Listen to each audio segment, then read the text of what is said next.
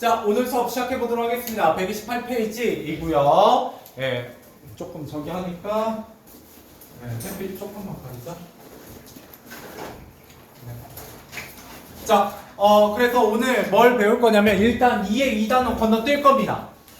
그래서 다시 한번 설명하지만 2의 2단원이 바른 부분인데요. 지금 여기를 제가 하면 예습처럼 하면 여러분들 진도는 되게 안 빠지고 여러분들 생각보다 효율성이 좀 떨어져요. 그래서 학교에서 좀 천천히 가르쳐 주실 때 잘 배워 놓으세요. 어차피 학교 선생님들 되게 훌륭하신 분들이니까 잘 들으시면서 천천히 들으시면서 내용 어느 정도 숙지하시면 제가 나중에 굉장히 효율적으로 여러분들 썸머리 요약 설명하면서 2의 2단원을 좀 빨리 나갈 겁니다. 그렇게 안 하면 월명중 진도를 아마 못 맞출 거예요, 제가. 왜냐면은 다다음 주면 시험 기간 다시 들어가야 되기 때문에 복습을 해야 되는데 계속 진도 나가고 있을 수는 없잖아요. 그래서 3단원부터 좀 나갈 겁니다. 월명중 같은 거 4일 단원 제가 끝내놨어요. 거의. 그죠? 본문을 일단 끝냈거든요. 그래서 지난 시간에 했던 내용 조금만 복습하고 해보도록 할게요. 동산중 분들은 잘 못 알아들으시긴 할 텐데. 자, 우리 지난 시간에 4일 단원 좀 정리할 때요, 뭐에 대한 얘기를 했었냐면 매체 자료에 대한 얘기를 했었습니다. 그래서 여러분들이 공부하셔야 되는 건 뭐냐면 이 매체 자료의 종류와 효과, 이 두 가지는 꼭 기억하셔야 됩니다. 종류에는 시각자료, 청각자료, 복합자료가 있었어요. 대표적으로 시각자료 같은 경우는 표나 그래프, 사진, 그림 이런 것들이 있었고요. 그 다음에 청각자료에는 소리, 음악 이런 것들이 있었어요. 그냥 복합자료에는 이거 동산중도 시험범이에요. 그때 태우는 나와서 들으셨죠? 그 다음에 마지막 복합자료에는 동영상이나 플래시 같은 게 있습니다. 그런 다음에 효과 같은 거 연결지어서 꼭 기억하셔야 됩니다. 표나 그래프 같은 경우는 내가 설문조사와 같은 여러가지 수치들 같은 거를 한눈에 보여주게 되고요. 그림이나 사진 같은 경우는 좀 복잡한 내용이나 내가 설명하고 싶은 내용을 쉽게 생생하게 이해하도록 도와주게 됩니다. 그 다음에 청각 자료들, 그러니까 소리나 음악 같은 경우는 주의를 집중시키고 분위기를 형성하는 그런 부분이 있어요. 그 다음에 마지막 동영상 같은 경우는 어려운 내용을 쉽게 보여주는 효과가 있습니다. 크게 어렵진 않고요. 그 다음에 여러분들이 꼭 기억하셨으면 좋겠는 건 효과에는 이런 매체 자료를 제시하면 청중의 흥미를 유발하고 이해를 돕는다. 이 정도만 기억하시면 되겠습니다. 그래서 가끔 서술형으로 내면 이 두 가지만 쓸 수 있으면 아마 크게 문제는 안 걸릴 거예요. 어떤 매체 자료가 나오든 이 두 가지는 무조건 포함이거든요. 됐죠? 약간 서술은 날로 먹는 법입니다. 그 다음에 여러분들 또 하나 기억하셔야 되는 건 뭐냐면 어떤 합리적 소비 에 대한 얘기였고요. 그 소비 전략으로 해서 세 가지가 나와 있었어요.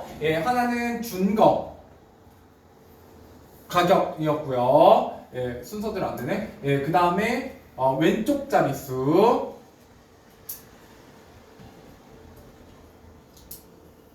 효과. 그 다음에 마지막 하나가 뭐였냐? 갑자기 기억이 안 나. 단수. 대가 아니라 단수. 고마워요.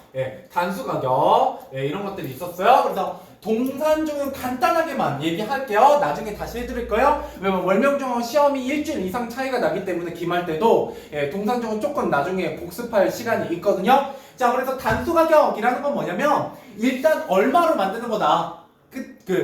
예를 들어 1,000원짜리를 얼마에 파는 거?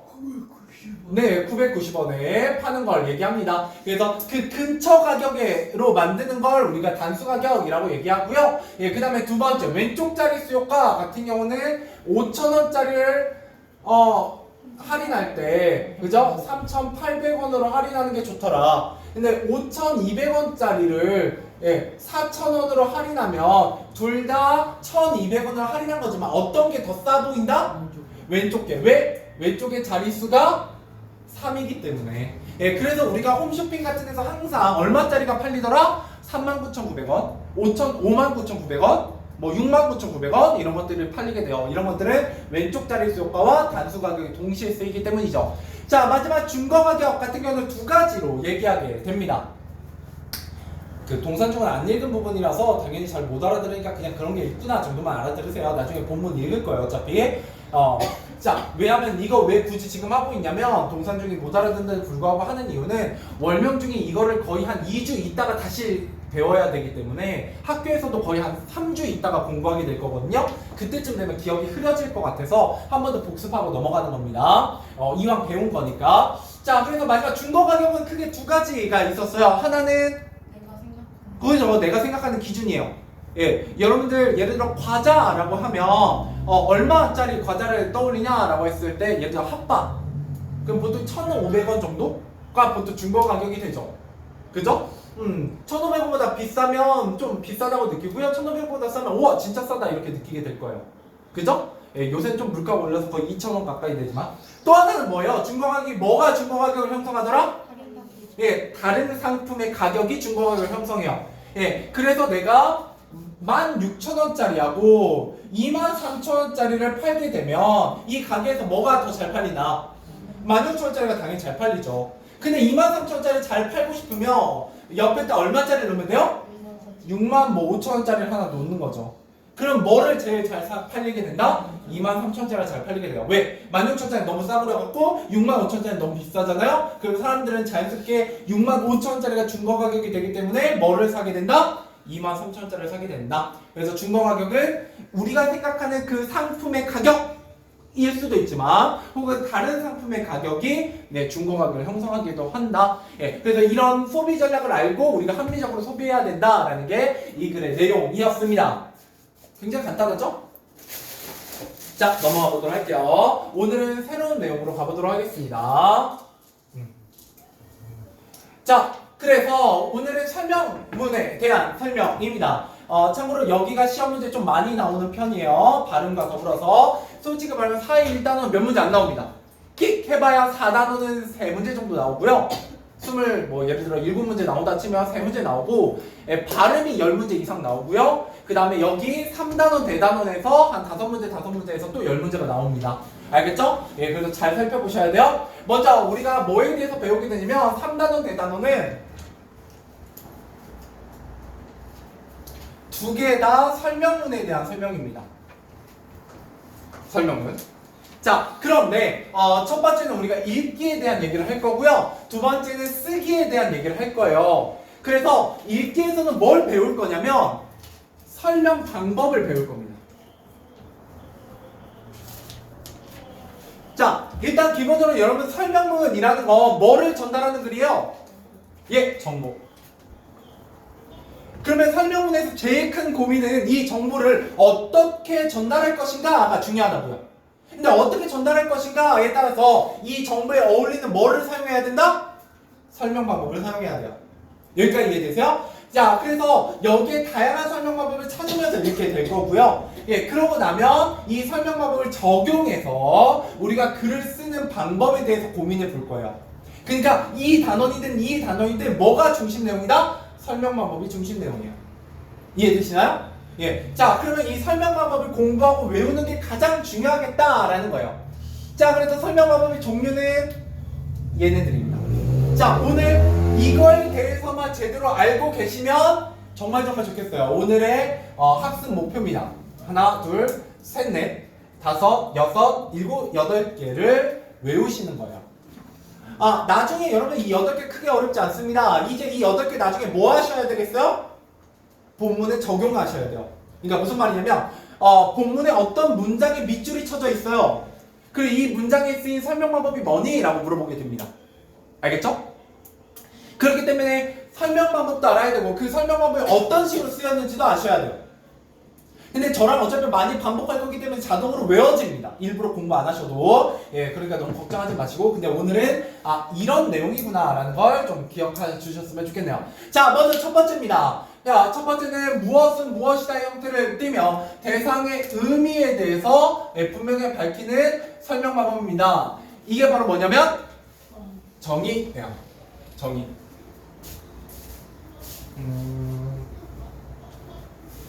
자, 지우개라는 물건이 있어요. 지우개를 정의해 보도록 합시다. 의미를 설명해 보도록 합시다. 자, 지우개는 뭐를 지우개라고 해요? 우리가 쓴 잘못된 글씨를 지워서 수정할 수 있도록 만든 물건이죠. 됐나요? 이런 게 정의예요. 그러니까 지우개란 어떤 물건이다, 어떤 것이다 라고 뭐를 풀어 설명하는 거? 의미를 풀어 설명하는 거예요. 자, 문학이란 인간의 사상이나 감정을 언어로 표현한 예술이다, 이런 식으로 의미를 풀어서 설명하는 거라고요. 자, 이런 거 여러분들 어디서 본 적이 있어요? 내가 그 단어에 대해서 궁금하면 어디서 찾아봐요? 그죠? 네이버 사전. 예, 그죠? 사전에서 찾아보죠. 그죠? 예, 그래서 그 사전에 나와 있는 의미 풀이가 바로 정의입니다. 됐나요? 자, 그 다음 두 번째, 예시. 여러분, 예시는 틀리시면 안 돼요. 예, 예시 틀리면 여기서 맞출 게 없어요. 자, 예시는 뭐냐면 구체적인 예를 들어 설명하는 거예요. 한식에는 어떤 종류가 있니? 어떤 예시가 있니? 라고 했을 때 불고기, 비빔밥, 김치찌개, 파전 등이 있다. 자, 힌트. 자, 이런 거예요. 어떤 큰 A의 상위어, 그 나머지를 포함하는 큰 상위어에 A, B, C, D 등이 있다라고 써 있으면 예시예요. 됐죠? 뭔 말인지 이해되시나요? 예. 그래서 뭔가를 설명하고 싶은데 그 대상을 설명하기 위해서 그 대상의 하위 항목들을 나열해서 뭐뭐뭐 등이 있다 뭐 이런 식으로 설명하면, 예를 들어 구기 종목, 공을 가지고 노는 종목에는 축구, 야구, 핸드볼, 테니스, 농구 등이 있다 이렇게 하면 예시라고요. 예, 이해되시죠? 그래서 뭐뭐뭐 등이 있다 이러면 보통 예시입니다. 자, 그 다음 여기까지는 쉽죠? 자, 그 다음에 비교와 대조인데요. 예, 비교와 대조도 시험에 좀 잘 나오는 편입니다. 어렵다기보다는 여러분들이 이걸 평소에는 구분하지 않고요, 다른 과목에서도 구분하지 않아요. 근데 국어라는 과목에서는 이 설명 방법을 구분하게 됩니다. 두 말을. 자, 하나는 비교입니다. 비교라는 건 둘 이상의 대상을 견주어 설명하는 방법으로서 공통점을 들어 설명하는 거예요.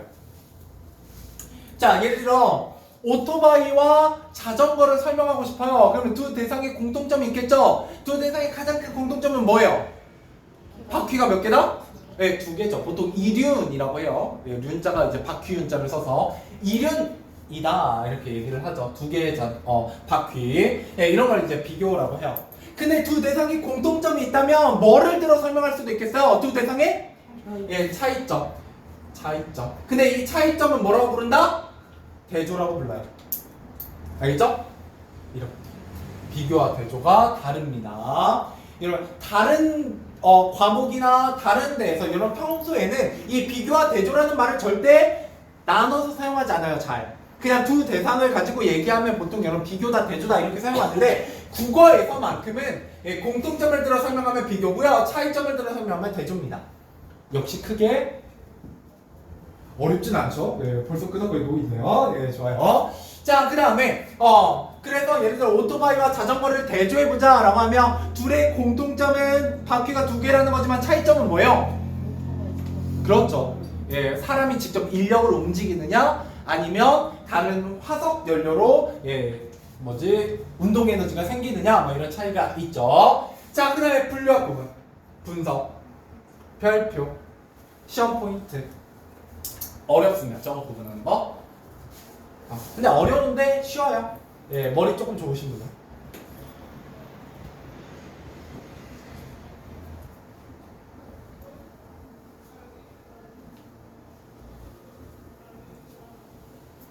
분류와 대조를 보면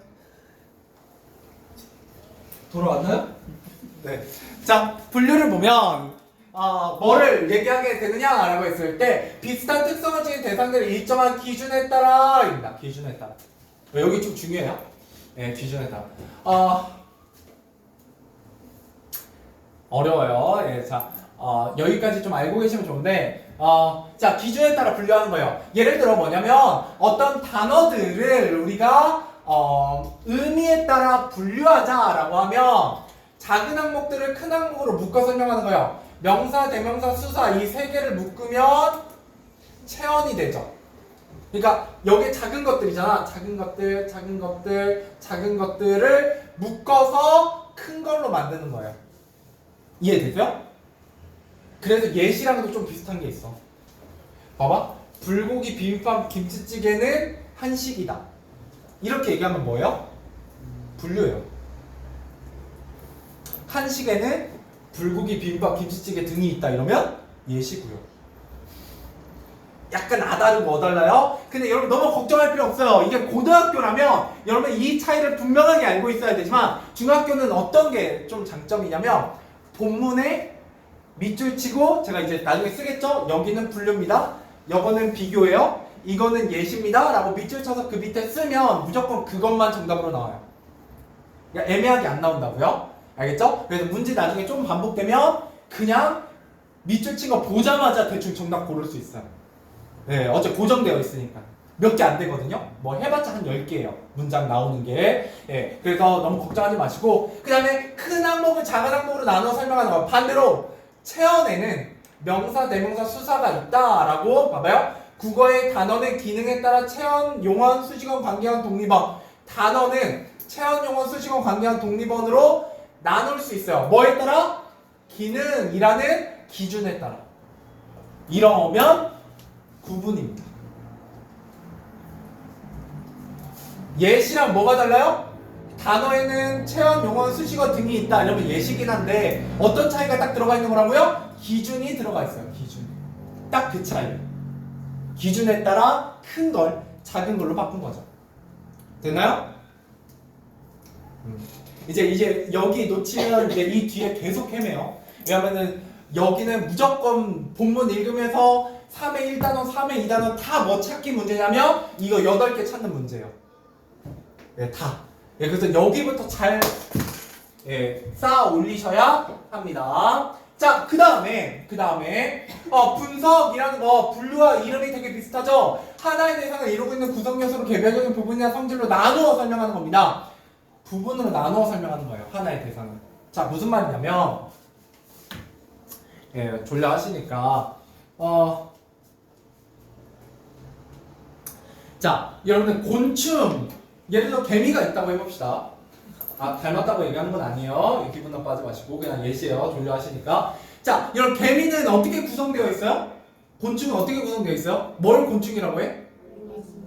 그죠. 머리, 가슴, 배는 아니네요. 당연히 곤충은 아니신가 봐요. 예, 그죠? 머리, 가슴, 배 해서 얘를 합치면 뭐가 돼? 곤충이 되죠. 개미가 돼요. 자, 잘 보세요.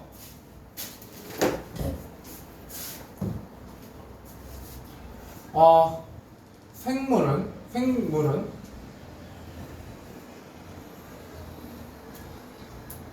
새끼를 낳는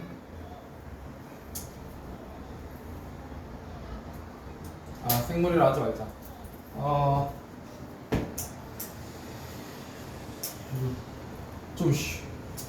네. 생물은 생존 방식에 따라 식물과 동물로 나눈다. 이거 무슨 설명 방법이에요? 예, 이게 구분입니다. 자, 왜 구분이냐? 일단 생물이라는 큰 개념에서 식물과 동물이라는 작은 개념으로 나아간 거고요. 됐죠? 이렇게 나아갈 때 뭐가 쓰이고 있냐면 생존 방식이라는 뭐가 기준이 쓰이고 있어요. 여기까지 이해되시나요? 자, 그 다음에 자, 시계는 초침, 분침, 시침, 태엽 등으로 구성된다. 이러면 얘는 뭐냐면 얘는 분석입니다. 네, 왜요? 네, 왜요? 이거 설명. 자, 이것만 잘 알아두시면 시험 포인트 하나 뚝딱이요. 무조건 여기서 한 문제 나오거든? 왜냐면 은근히 헷갈려요. 분류와 분석이. 자, 잘 들으세요.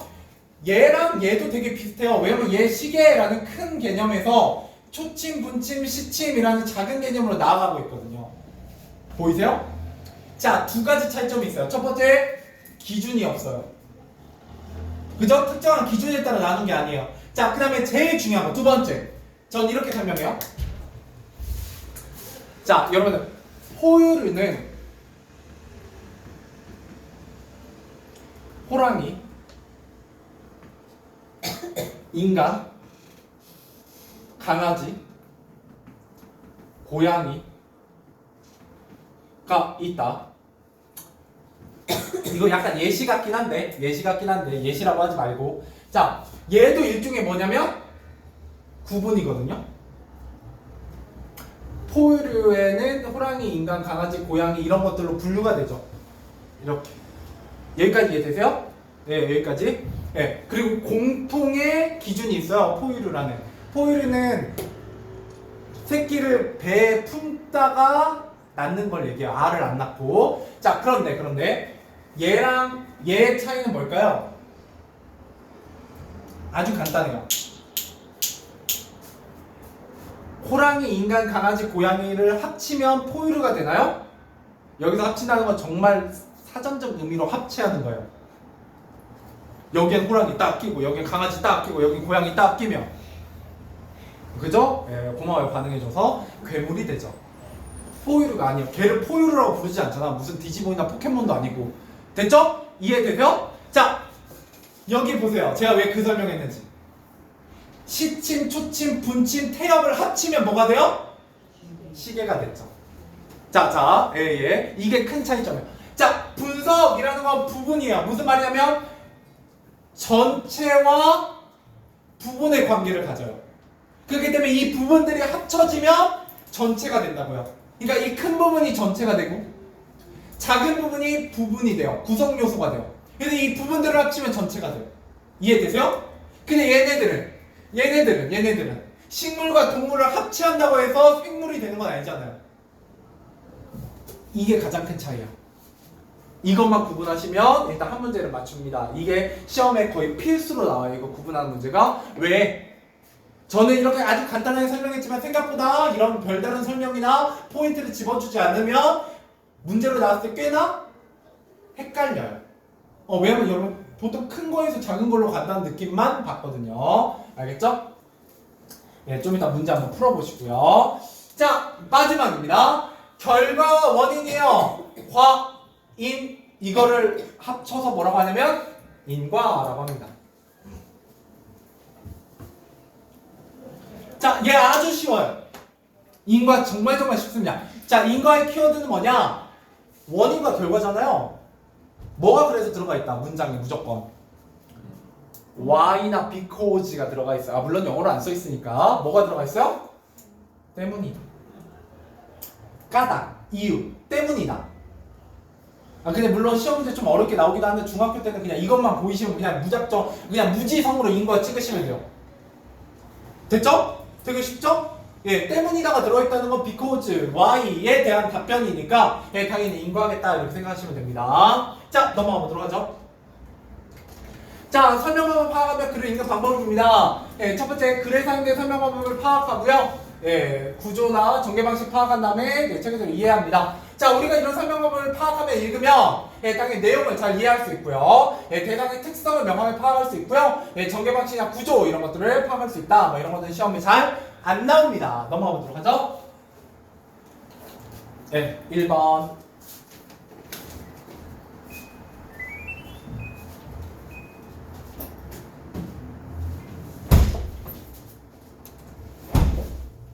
졸려하시니까 에어컨 좀 틀고. 자, 1번. 자, 조금만 했네요. 이제 본문 들어갈 거거든요. 딱 10분 남았어요. 자, 설명하는 글을 읽는 방법을 알맞지 않은 것은 자, 각 문안의 중심 내용을 파악하며 읽는다. 당연하죠. 예, 중심 내용 파악해야 되고 설명하는 글이니까. 2번 정보 예, 판단해야 되고요. 세 번째 설명 방법 예, 파악해야 되고요. 설명 방법 중심으로 구조 파악해야 되고요. 자, 주장 맞다 틀리다? 틀리다. 여러분은 이 문제가 생각보다 되게 자주 나옵니다. 왜냐면 이 대단원 3단원의 글들은 무조건 다 뭐다? 설명 방법이 쓰이는 설명문이에요. 그러니까 무조건 논설문이 오답으로 나옵니다. 알겠죠? 예, 시험 문제 꽤 잘 나오는 유형이고요. 자, 2번. 자, 보기에서 있는 설명 방법을 알맞은 것은 자, 국어는 한 나라의 국민이 공통으로 사용하는 언어이다. 국어란 한 나라의 국민이 공통으로 사용하는 언어이다. 뭐에 대해 설명해주고 있어요? 국어라는 단어에 대한 의미를 설명해주고 있죠. 정답은 1번. 안 자는구나. 정의입니다. 알겠죠? 자, 3번 가보도록 하겠습니다. 자, 보기에서 하는 설명 방법에 대한 설명으로 알맞은 것은 나왔죠? 뭐에 대한 설명이요? 분석이죠. 아, 참고로 이제 여기까지 조금 혹시 본인이 좀 공부 좀 하셔서 잘 들으셔가지고 이 8개에 대해서 어느 정도 이해가 되셨다면 이 8개는요 절대 정답에 정의, 예시, 1번 정의, 2번 예시, 3번 이렇게 안 나와요. 무조건 이렇게 나옵니다.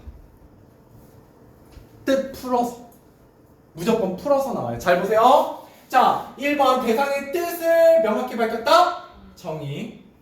자, 예시. 그래서 예시는 틀리면 안 돼요. 예시는 진짜 거저주는 거예요. 자, 3번 원인과 결과. 인과. 구성하는 부분. 분석. 그죠? 그 다음에 두 대상 견주와 공통점과 차이점. 비교와 대조. 이렇게 나오는 거예요. 됐죠? 그래서 정답은 4번 이렇게 고르셔야 돼요. 이게 시험 문제입니다. 딱 여기 난이도예요. 알겠죠? 근데 이제 이렇게 안 나오고 본문에 밑줄 쳐놓고 다음 주 기억 밑줄에 쓰인 설명 방법이 뭐니?라고 해서 1번부터 5번까지 이렇게 된다고. 괜찮죠? 할만하겠죠? 예, 그래서 여기다는 좀만 잘 들으시면 정말 어렵지 않아요. 자, 그래서 정전기 가보도록 하겠습니다. 여러분들 이게 이제 마지막 학기 그 마지막 시험범이잖아요. 예, 그러니까 겨울철과 관련된 얘기가 나와요. 예, 여기 그 무조건 1학기 제일 첫 작품은 뭐랑 관련되어 있냐? 봄하고 많이 관련되어 있고요. 예, 그 다음에 2학기 거 가을이나 겨울하고 관련된 내용들이 좀 많이 나와요. 자, 정전기 가보도록 하죠. 이제 곧 있으면 정전기의 계절이고요. 아, 여긴 그나마 이거 아크릴이구나. 이거 아크릴판도 정전기 통해요, 안 통해요? 통해요. 그래서 가끔 이제 겨울철 되면 남학생분들은 좀 덜한데 여학생분들은 이제 머리카락이 되게 기시잖아요. 그러면 이제 머리 끝까지 영양분이 잘 안 가기 때문에 되게 푸석푸석해집니다. 겨울이 되면. 예, 그런 머리 상태에서 이제 여러 데 기댔다가 떼면 내 머리 때쯤 머리카락 그대로 붙어있죠? 예, 그래서 막 산발되는 그런 정전기에 대한 얘기입니다. 자, 여기서는 여러분들이 뭘 발견하셔야 되냐? 설명 방법입니다. 자, 조금만 읽고 마무리해보죠. 조금만 읽고. 자, 가보도록 하겠습니다. 다음 단입니다. 자, 겨울만 되면 정전기가 기승을 부린다. 자동차 문에 손잡이를 잡을 때 찌릿하기도 하고 스웨터를 볼 때 찌찌직 소리와 함께 머리가 폭탄을 맞은 것처럼 변하기도 한다. 그래서 섬유유연제 쓰셔야 돼요. 그죠? 예, 그래서 정전기 방지가 됩니다. 자, 심지어 친구의 손을 잡을 때 정전기가 튀어 깜짝 놀라는 경우도 있다. 그럼 전기가 빠르게 하고 통하는 건가? 알죠? 정전기 통하면 약간 기분 나쁘죠? 예, 깜짝 놀라고. 참고로 그 정전기가 굉장히 전압이 높은 건 알죠? 네, 그게 보통 그 저기로 따지면은 220V의 한 5배 이상 된다고 해요. 예, 굉장히 전기가 센데 너무 순간적으로 짧기 때문에 뭐 불이 난다거나 뭐 그러진 않죠. 예. 자, 우리를 깜짝이 놀라게 하는 정전기, 도대체 이런 정전기는 왜 생기는 것일까? 뭐 하고 있어요? 두 가지 역할이에요. 질문을 던져서 그렇죠. 흥미유발. 또 전개될 내용, 예, 소개, 암시, 뭐 이렇게 보실 수 있겠죠? 자, 그래서 처음 부분의 역할입니다. 이 글에 뭐를 소개하고 있냐? 중심 소재를 소개하고 있죠? 예, 정전기에 대해서 얘기해 봅시다. 예, 그러면서 흥미를 유발하는 처음 부분의 특징이 잘 나타납니다. 자, 넘어오죠. 중간인. 자, 정전기란 뭐가 쓰였어요? 예, 정의입니다. 그냥 외우세요. 나중에. 예, 정의. 그죠? 예, 뜻을 풀이했어요. 자, 전하가 전지 상태로 있어. 그 분포가 시간적으로 변하지 않는 전기 및 그로 인한 전기 현상을 말한다. 쉽게 설명하면 흐르지 않고 그냥 머물러 있는 전기라고 해서 움직이지 않아요. 조용하다라는 뜻을 지닌 가진 한자 정을 써서 정전기라고 부르는 것이다. 예, 여기까지가 이제 정전기에 대한 정의 개념이죠. 개념. 자, 그래서 우리가 실생활에서 쓰는 전기가 흐르는 물이라면 정전기 높은 곳에 고여있는 물이다. 자, 정전기의 전압 수만 볼트요. 그렇지만 우리가 실생활에 쓰는 전기와 다르게 전류가 거의 없기 때문에 위험하진 않습니다. 자, 어마어마하게 높은 곳에 고여있는 물이지만 떨어지는 것은 한두 방울 뿐이야 별 피해가 없다고나 할까? 예, 이거는 뭐냐면 네, 일종의 비유예요. 비유. 예, 비유도 쓰인다 라고 알고 계시면 되겠어요. 자, 그래서 정전기 개념 뭐가 쓰였다고요? 정의. 그 다음에 여기에 보시면 뭐와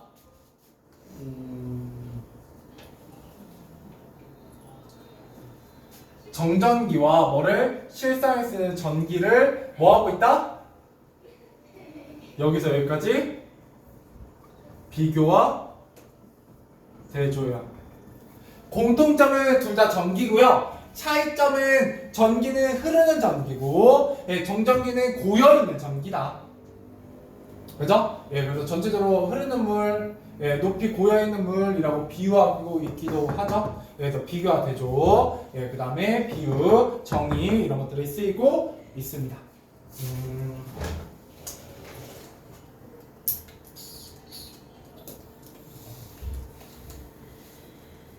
문제 풀고 마무리하죠. 자, 1번, 2번, 3번, 4번 풀어보세요. 1번, 2번, 3번, 4번.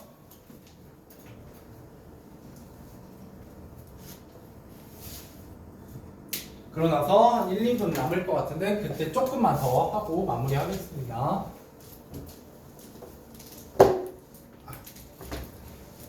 네, 오늘은 정의하고 비교 대조만 했네요. 비교는 공통점, 대조는 차이점입니다. 3어절은 이런 띄어쓰기 2번 있는 세 덩어리예요. 그리고 월명중은 아직도 성적표가 안 나왔니? 네, 나와요. 내일 나와요? 네.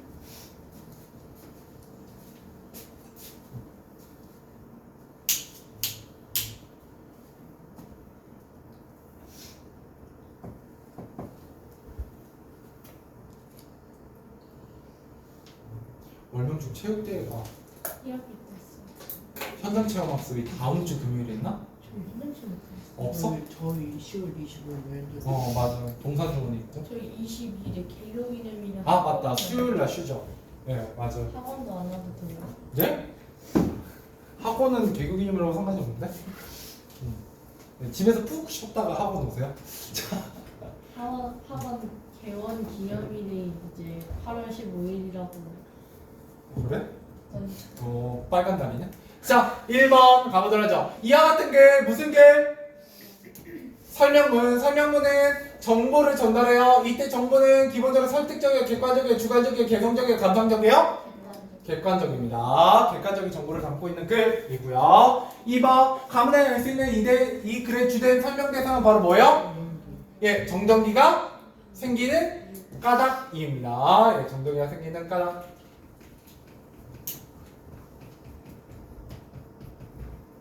눈치 빠르시면 여기에 있죠. 자, 그 다음에 3번 나무의 정전기의 뜻을 밝힐 때 사용하는 설명법은 뜻을 밝히는 것 정의입니다. 정의.